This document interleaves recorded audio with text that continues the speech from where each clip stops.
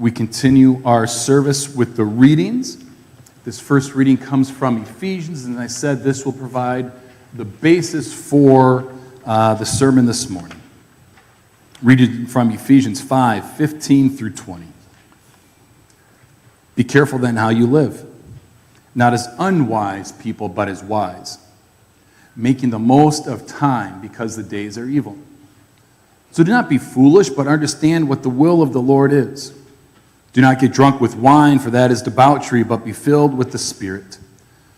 As you sing psalms and hymns and spiritual songs among yourselves, singing and making melody to the Lord in your hearts, giving thanks to God the Father at all times, and for everything in the name of our Lord Jesus Christ.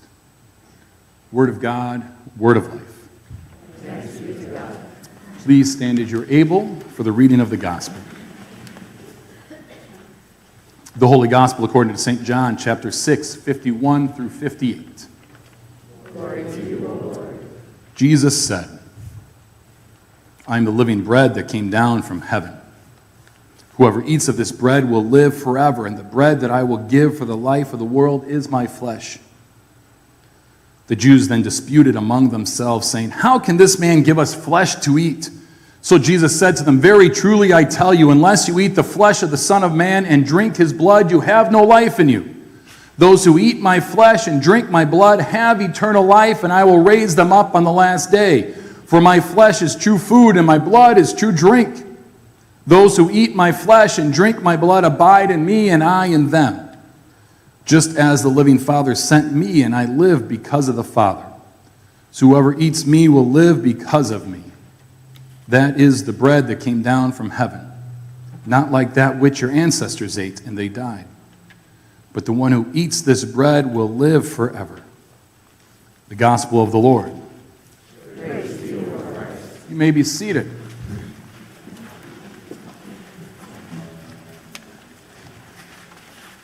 The beginning line of next week's gospel is, if I remember correctly, who can understand this teaching? It is too difficult.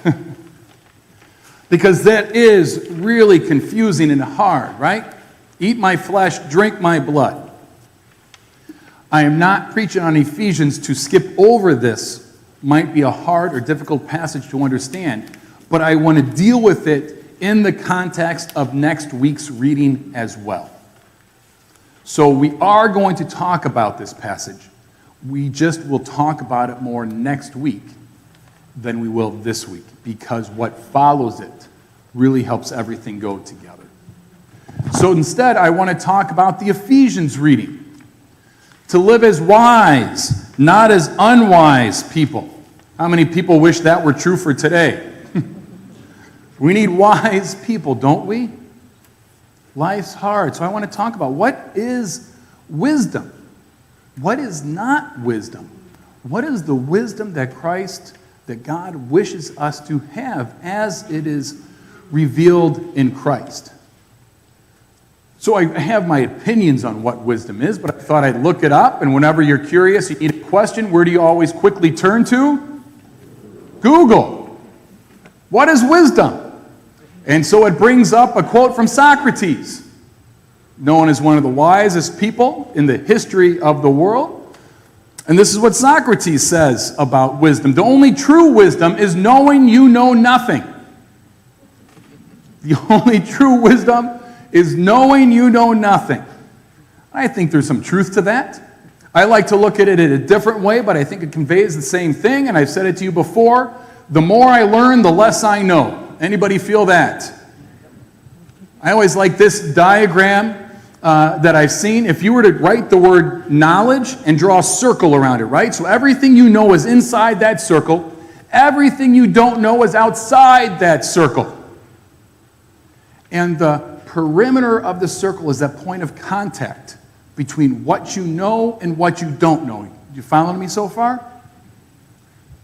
As you learn more, now make a new circle and you write that word knowledge much bigger in your head. If you write that word knowledge, as you learn more, if you're to draw around a circle around it, what do you have to do? Make it a bigger circle, don't you, right? Which means what also increases? that diameter, that perimeter, that point of contact between what you know and you realize how much you don't know. Does that make sense? The more I learn, the less I know. Unfortunately, it seems like so often we want to become experts in one area and think we know everything. And we don't realize that, right? We want to keep that point of contact as little as possible because it can be a little humbling to have to understand you don't know everything. We don't like to have the answer, I don't know. It makes us feel perhaps insecure. Somebody else knows more. And so then we work our lives, and particularly in faith, to approach things in that way. We approach the Bible in that way. We look at the Bible as a rule book, telling me what I can and cannot do. Right? Anybody ever hear this before? Bible stands, B-I-B-L-E, basic instructions before leaving earth. As if I can just follow all of these rules that are in there, everything will be okay when I die. Basic instructions before leaving earth. Unfortunately, that's really hard to do because you can use the Bible really to justify pretty much anything, right? Slavery. Bible is used to justify slavery, right? It was also used to abolish slavery. So which is it? How about women in the church and their role and preaching? Or just subjugation of women in society? Bible can use to justify that, right? And yet we use Bible. God created them equal. Man and woman, God created them equal. We can use the scripture to liberate women. So which is it? If the Bible is these basic instructions before leaving earth. How about violence? Just last week we talked about God ordaining the use of violence to wipe out, right? This is an issue with Scripture. Elijah killed, slaughtered 150 priests that worship Baal. And then we had Scripture from Hosea saying the people of the past will be punished for those events as if what they did was wrong. Jesus in the Sermon on the Mount talks about blessed are the peacemakers. So which is it? Does God condemn or not condemn the use of violence? It can be really easy to want to narrow this down because then things get simpler. Does that make sense? Anybody ever guilty of that? I know I am. And yet, I don't think that's what wisdom is. It's not narrowing it down to make it black and white, yes or no, this or that. And then any context I come across, I just look up the passage, look up the verse and say, this is what it says. That ends the conversation. Instead, it's expanding our knowledge base, understanding more, knowing what we don't know, if that's even possible. Maybe the phrase better is knowing that we don't know everything. Not knowing what we don't know as if I know that, then it would be, I know it. So it's not knowing what I don't know. It's knowing that there's more to know. Which I think at times then is applicable to this passage from Ephesians. Because here's what's going on in Ephesians. Ephesians is written, most scholars think sometime in the late 50s, 20 years after the death of Christ. It may or may not be written by the Apostle Paul. So just a little side note. There are 13 letters in the New Testament that are attributed to Paul, right? So we hear that story. Saul became Paul. He then visited all these churches, wrote all these letters, encouraging people. Out of these 13 letters we have, 7 are thought to be absolutely, this is written by Paul. That means 6 of them, there's some debate around. It may or may not be written by Paul, and that's okay. most scholars, it's not an uncommon thing of that day for a student to write on behalf of the teacher or of the mentor and to sign that mentor's name to it. Does that make sense? So whether or not it was specifically written by Paul, it doesn't discredit if it wasn't. It just, as we try and learn more. So just, I find it interesting information that I like to pass on as we do. But it's why you might have some passages where maybe some beliefs differ a little bit in what Paul is writing, because somebody is writing, not always Paul, and so things change a bit. But what's going on in Ephesians? This is 20 years now after Christ has died. It was a prevailing thought, Christ is coming again. We are still waiting 2,000 years later for what? Anybody a little tired of waiting? They were feeling that after 20 years. Right? After 20 years, they're starting to wonder, what is going on? Where is Christ? I thought this was going to happen. And so what they knew is being challenged. And it's, for them, I think they're narrowing it down. Maybe it's not going to at all. I can't handle that ambiguity aspect. Anybody else have a hard time with ambiguity? It's hard. Can we just admit that? And a common reaction when things are hard, let's just simplify it. Let's ignore it. Let's deny it. Let's avoid it. And that's what's going on in the Ephesian community. It's why do not get drunk with wine. Anybody else glad they didn't write do not get drunk with beer? Do you see how maybe we could twist the rules to make it say what we wanted to say if the rival's just a rule book? It's not that having a glass of wine was bad. But anybody ever hear the phrase, eat, drink, and... Because, right, in the end, does it really matter?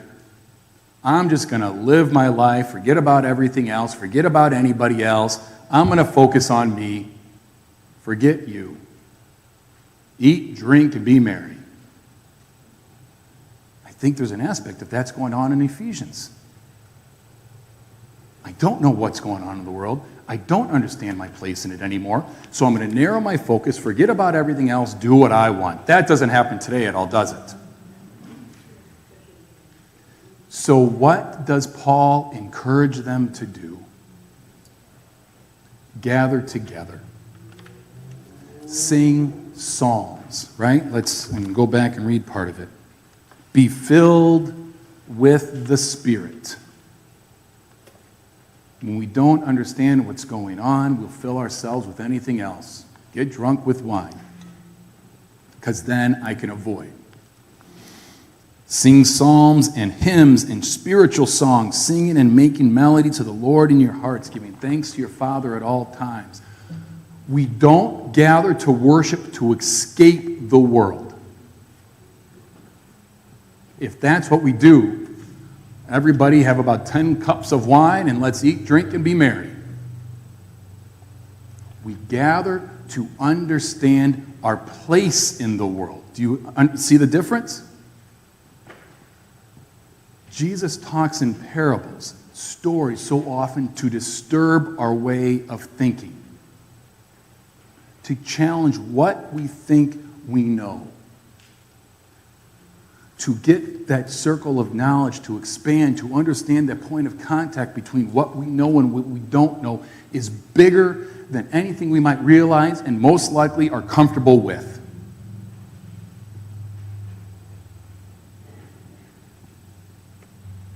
I think that is what a wise person is.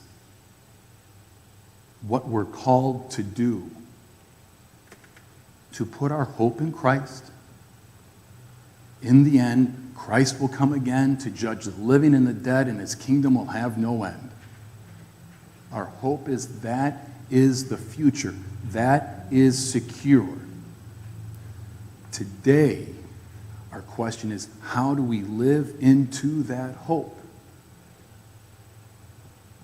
How do we help make the future promise a reality in the world today, in which all are filled with God's love, in which all are told, you matter, you have value, you have worth. And I don't just convey that with my words, I convey that with my life. It isn't just something we say as a church, but it's something that we live out.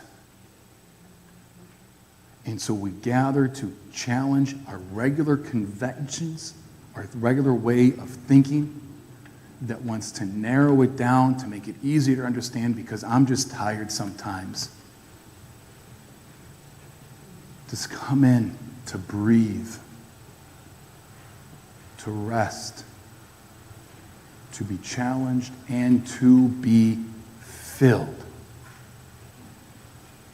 To understand the story that we are part of, the story that you are part of, the story of God's redeeming love and work for the world. Amen.